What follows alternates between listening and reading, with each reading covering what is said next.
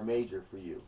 The small steps are major for them, and support them by any means necessary. But just make sure you love them and you make sure they have a high quality life.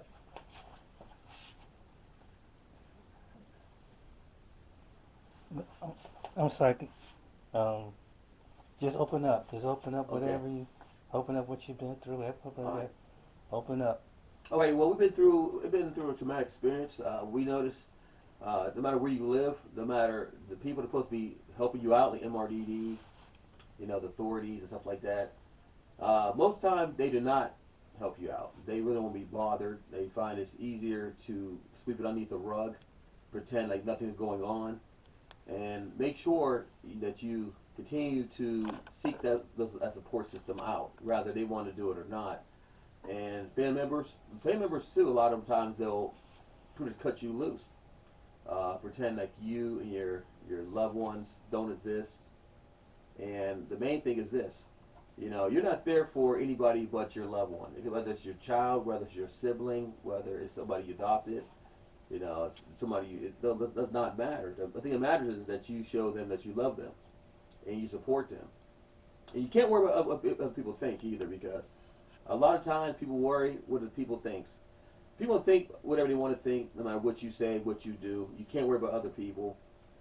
Some people are going to be nice, some are understanding, some are not so understanding. I'll give you a little example. I have my son. He was 10 years old. We're in a video store. I know you don't see those anymore. You probably not heard of the video store if you're real young.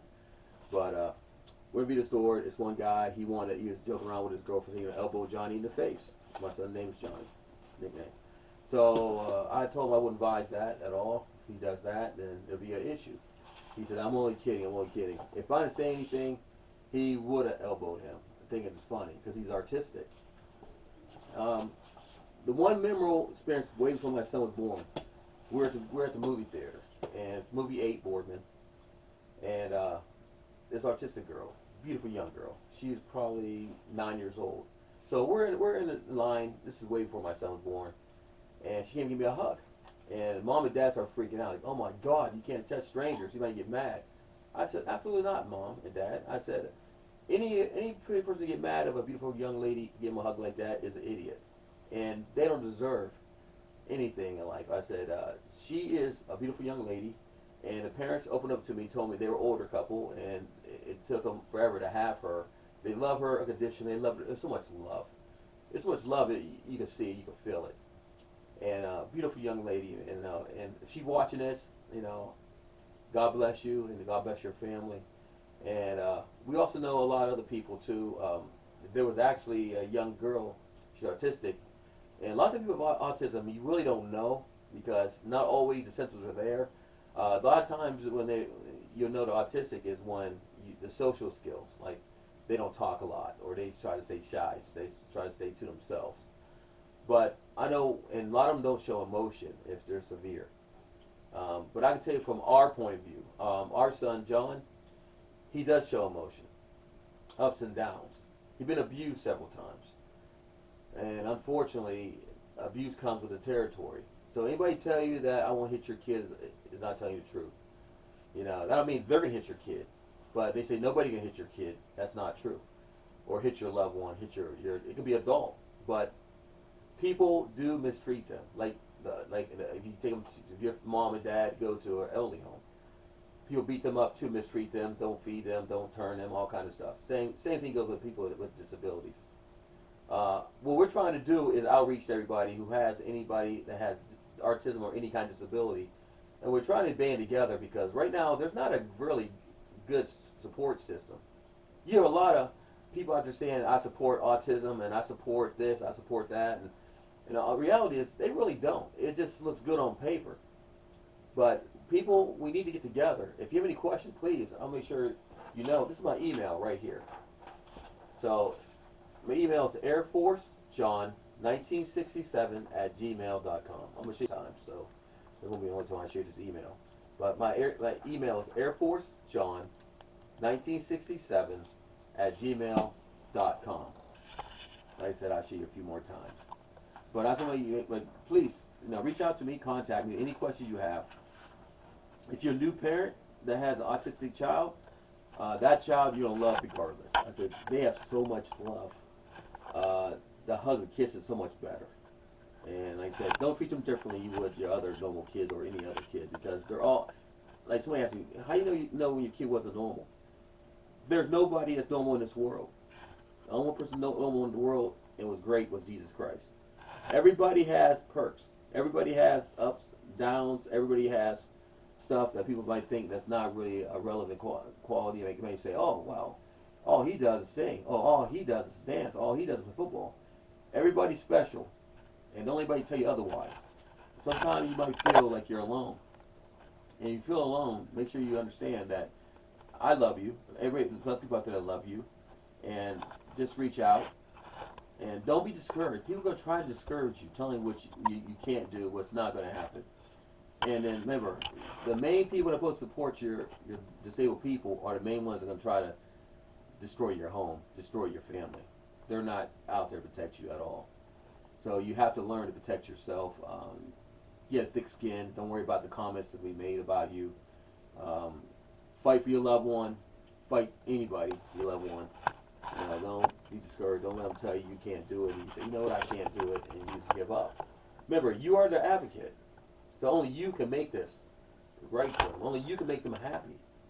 And like I said, I feel sad for a lot of people disabled because a lot of them feel like they're alone. And they're not alone. Just make sure you love them. Make sure you support them. And if you don't have a disabled loved one, please, support someone that does. If it's a family member, make sure your brother, sister know, or whoever, your aunt, uncle, make sure that they know that, hey, look, we're with you. You're not alone. That's important too, because a lot of times you feel alone when you're a disabled parent or a family member. Because the only thing you hear is negativity. So make sure you stay positive, stay strong, and if you ever feel like you're going to harm yourself or harm others, please reach out to the authorities to get help. And send me email, which is, again, I'll show you again. Show me an email. It's airforcejohn1967@gmail.com. airforcejohn1967@gmail.com. And you can also send me a message to our friend too, because he's outstanding, and he'll make sure he refer any messages to me that you might have. If you don't send it to my email, you can always send it to his video channel. So I really appreciate everything. But please do not feel discouraged. Stay strong, and understand that you're not alone. How did it affect this on your marriage and your job? And can you give the people idea of what the idea, has it take a toll on you and everything? Just have it take a toll and things like that. How has it been? Yeah, autism is really rough on a relationship, especially marriage. It's really hard because normally you have one person want to go this way, you want to go that way. They believe they're right, you believe you're wrong, and before you know it, you're going to opposite directions. Your marriage is getting strained. It's been really strainful on our marriage because she has her beliefs, I have my beliefs, and it's been really strainful because she worried about what people think. I don't worry about what people think, and that becomes an issue. It's job-wise, it's kind of hard because you don't want everybody to know because people get mad at you at work. They'll say, at least my kid's not this. At least my kid's normal. Your kid is broken and all this stuff. And only bad things will come out of that. So I'll tell everybody, I try to keep it hush-hush as much as I can. But I'm not ashamed of my disabled son either.